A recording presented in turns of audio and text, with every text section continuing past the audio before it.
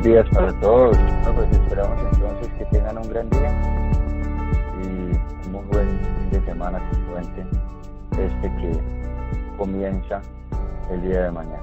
Hoy las noticias se van a centrar principalmente en lo que sea el encuentro del G20. Empieza el día de hoy, va a durar 2 días, entonces hasta el día de mañana. Digamos que la atención, el día de hoy, viernes, ya Trump, digamos que lo ocupó en cierto pedazo, se reunió inclusive con Vladimir Putin y con otros líderes mundiales. Fueron simples encuentros, inclusive Putin hizo bromas con respecto a las elecciones y la incidencia de Rusia en las anteriores, y fueron más bien encuentros informales. El encuentro del día de hoy, después, digamos, de esa atención mediática del principio, va a estar centrado en el encuentro entre el viceprimer ministro chino Liu He y el representante comercial Robert Lighthizer, el de Estados Unidos, en una muestra de, digamos, pública y en medio de esta coyuntura, pues de que los diálogos y las conversaciones se han retomado y que pues la búsqueda de unos acuerdos está efectivamente sobre la mesa y es lo que se quiere o a lo que se quiere llegar.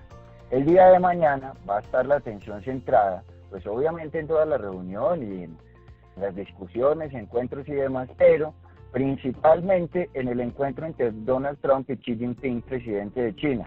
Recordemos que los representantes se reúnen hoy, sin embargo, pues el que ha estado avivando la situación es Donald Trump, que inclusive la semana pasada, a finales de la semana pasada, principios de esta, pues sus declaraciones se encaminaron a que si no hay acuerdo y bajo los términos que él considera, pues que efectivamente no solamente va a ampliar la base gravable a esos 325 mil millones de dólares adicionales en productos, sino que inclusive podría llegar a subir aún más los aranceles para los mismos y esa base, digamos, ampliada. Entonces, centrada la atención hoy entre el viceprimer ministro chino y el representante comercial estadounidense, y el día de mañana la reunión entre los dos presidentes, el presidente Trump y el presidente Xi Jinping.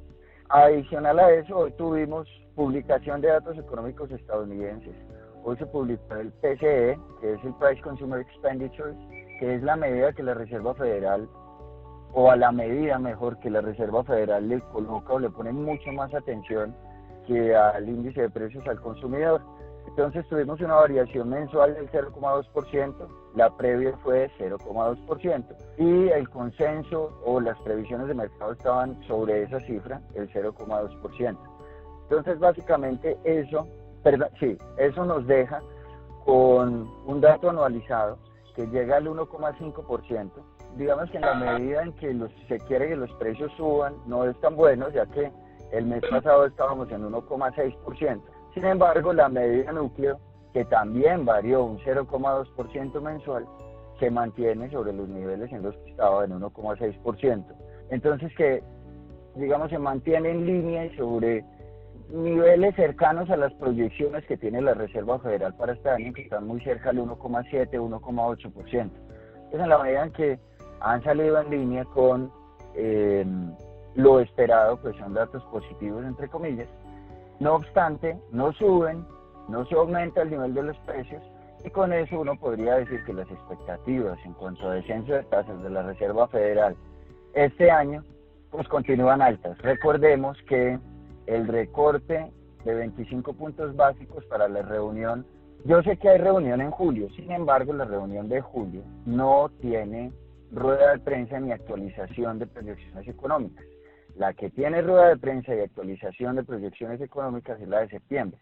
Entonces, si uno quisiera colocarle probabilidades a un descenso en tasa y quisiera verlo muy posible o muy probable, pues podría estar viéndolo antes que en julio, en septiembre. Y posteriormente a eso, la siguiente reunión con esas mismas características es la de diciembre. Entonces, el recorte de 50 puntos básicos, según los agentes del mercado, tiene una probabilidad alrededor del 35-40%, mientras que el recorte de 25 puntos básicos tiene una probabilidad por encima del 80%.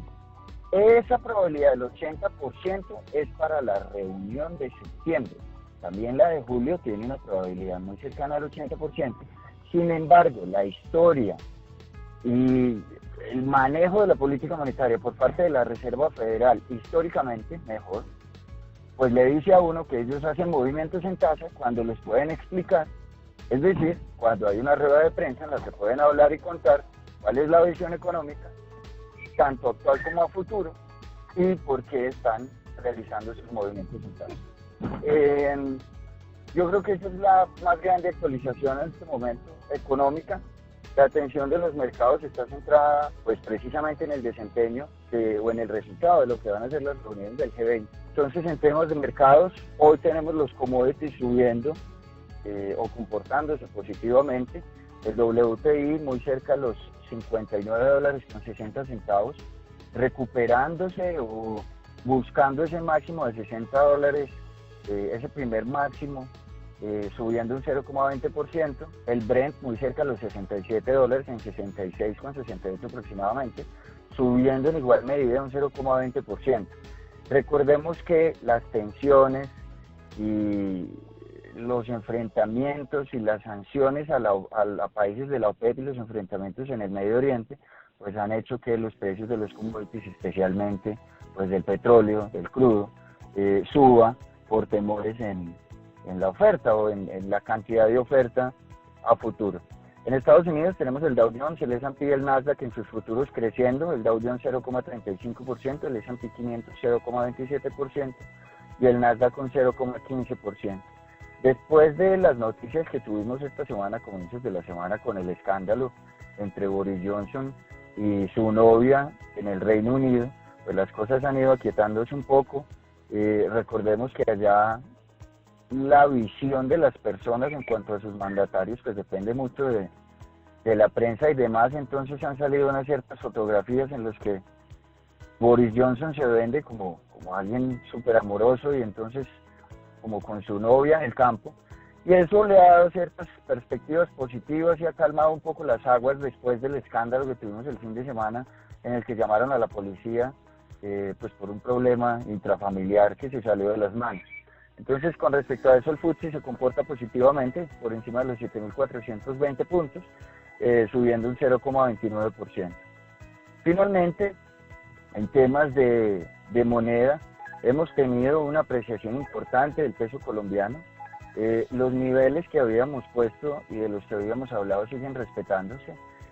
Aun cuando ese nivel del 195, 193 ha sido difícil de romper, uno podría esperar que con el comportamiento del petróleo vaya a buscar los siguientes soportes, que estarían alrededor del 187, después habría una zona de fluidez grande hasta el 147, 150, y de ahí en adelante uno podría hablar tal vez del 115, el 100 como figura, y finalmente el mínimo más cercano, que es 3.070 pesos.